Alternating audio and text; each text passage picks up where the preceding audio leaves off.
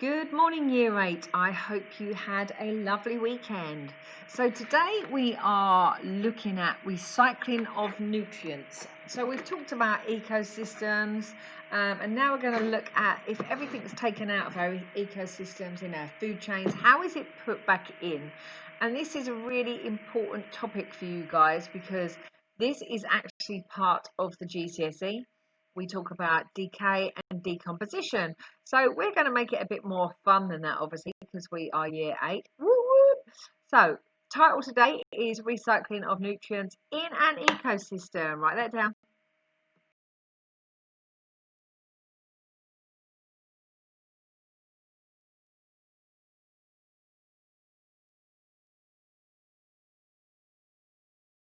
So what do we think these pictures are showing?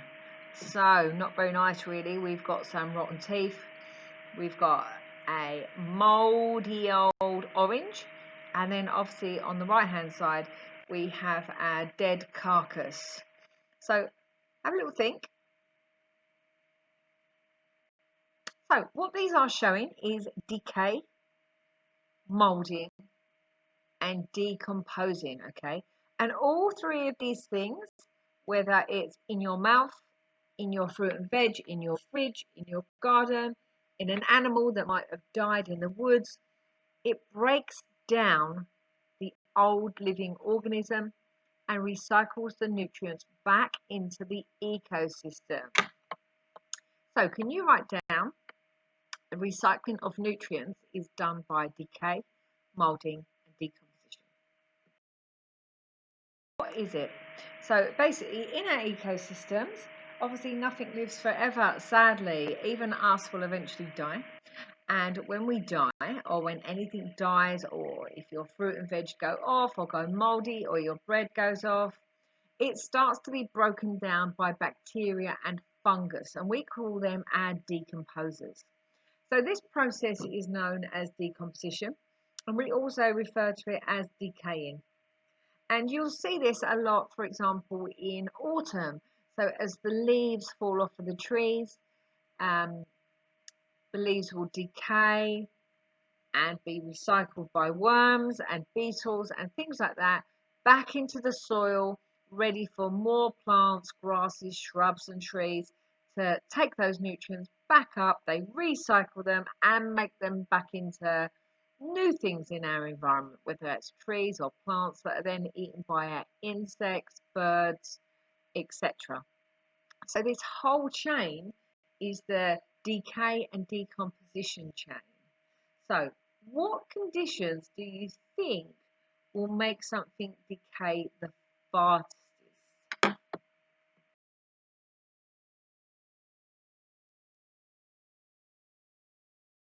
To help you.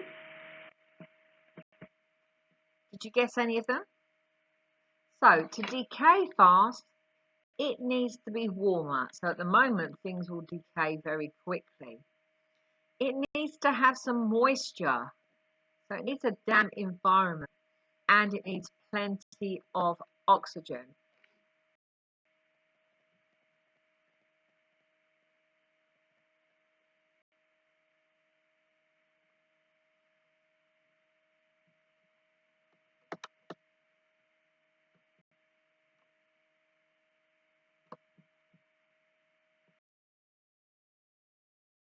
So, your experiment this week is to design an experiment where you are going to physically watch something at home decay. Okay, so it could be your bread, it could be a piece of fruit or some vegetable.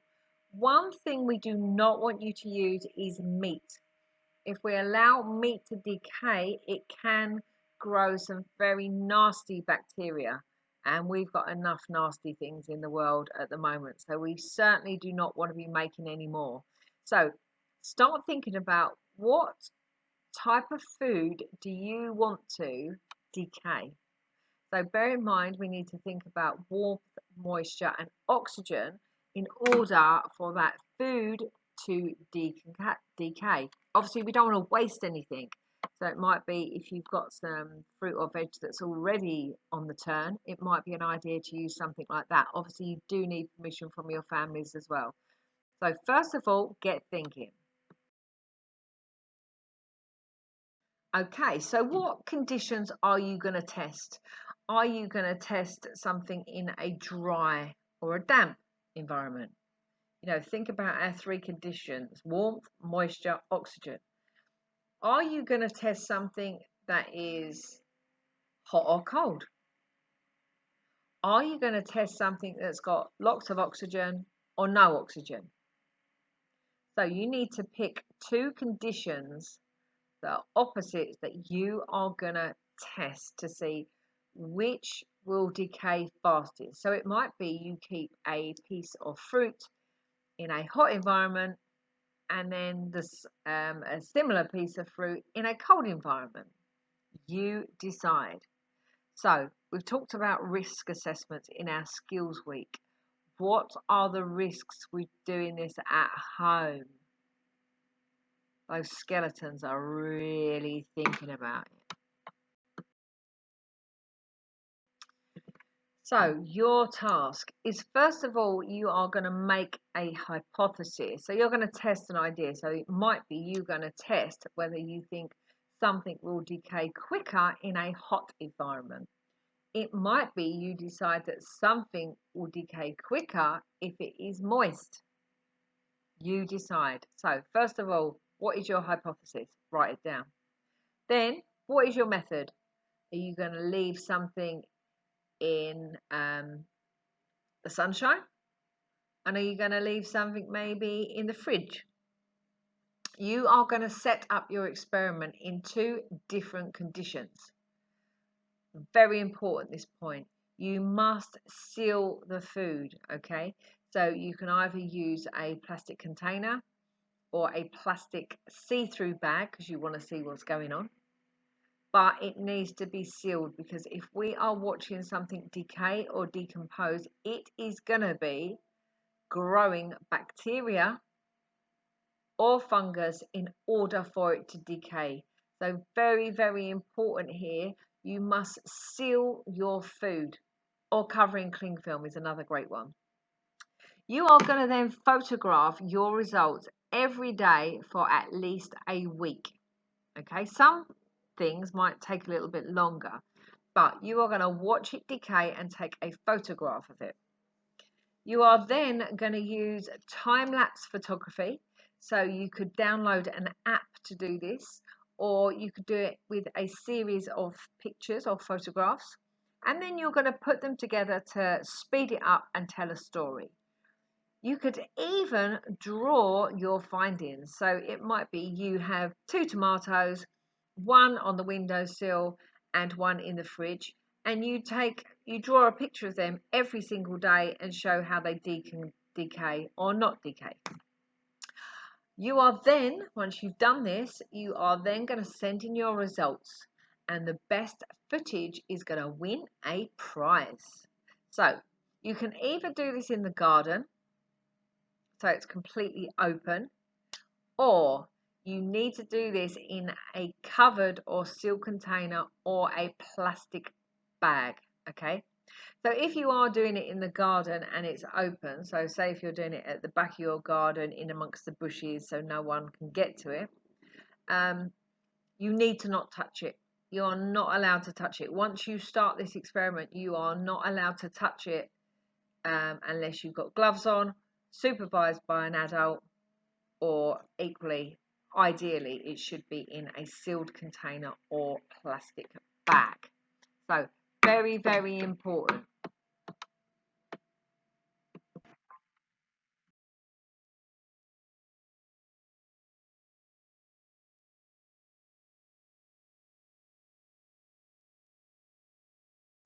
Okay, this lesson comes with a very, very serious warning, okay?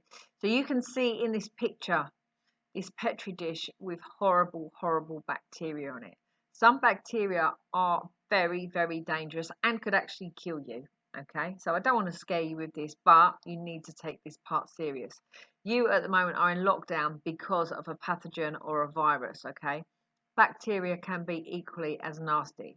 So we are going to decay and decompose something, so we must be careful. So the warning is you must carry this out in a sealed unit. Wash your hands if you touch the container. Do not, I repeat, do not reopen once sealed. You must not breathe in any contaminated air from bacteria or fungus, okay? And when you're done, you need to throw away your sealed unit when finished. So this experiment must remain closed throughout and disposed of in the bin afterwards or cleaned up by an adult. So you need to seek supervision. So if you are using plastic Tupperware, you need your family's permission, if that's okay to use it, bin it, or equally for your family to clean it after you've done this experiment. So really think about that. So you must do it in a sealed unit. If you are going to do it at the back of your garden in the open, I would suggest you still seal it up, because otherwise you're going to get foxes and things like that messing about with it, or birds and things like that eating it.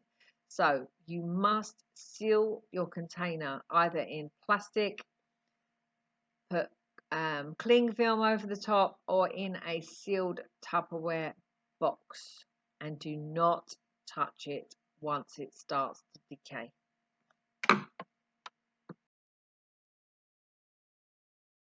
So what I've done, I've found 3 YouTube clips here. They are literally only a minute or 2 long, of different things decaying in time-lapse photography to give you an idea of what's possible. There are lots of apps you can download onto your phone that help you to do this, where you can take lots and lots of photographs and then it puts them all together to make like a short video. Something like that would be amazing. But like I said, even if you are drawing them, there are lots of famous artists out there that have drawn decay and decomposition in pencil. So there's no reason why you can't do this, even if you don't have access to sort of the photography or the photographic equipment. So watch these videos. I will also send you these links via your email to make it easier for you to just go straight onto YouTube and watch these. And I really look forward to seeing your footage. Do not forget, make sure whatever you are watching decay, it needs to be in a sealed unit, even if it is in the garden.